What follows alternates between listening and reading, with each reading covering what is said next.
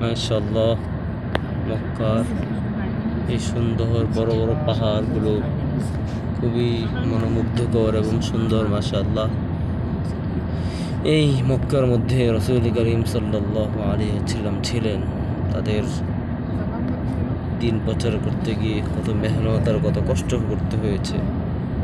আজকে আমরা এত সুন্দর জীবন পাইলাম, আল্লাহ তাআলা শুকরিয়া আদায় করি না, আল্লাহ তাআলার হুকুম মোতাবেক জীবন পরিচালনা করি না, অথচ আমাদের পূর্বসূরি বিশেষ করে আম্বিয়া আলাইহিস সালাম এবং তাদের সাথীগণ সারা জীবনকে শেষ করে দিয়েছেন, জীবনকে বিলীন করে দিয়েছেন এই ইসলাম প্রচারের জন্য। কিন্তু আমরা নিজে তো দিনের উপরে চলি না, অন্য ভাই দিনের উপরে চললেও তাদেরকে নিয়ে আমরা হাসি ঠাট্টা বিদ্রুপ করি।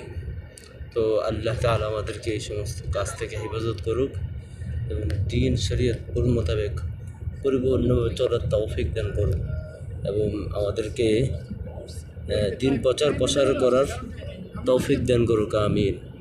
এবং আল্লাহ তাআলা এখনও যাদেরকে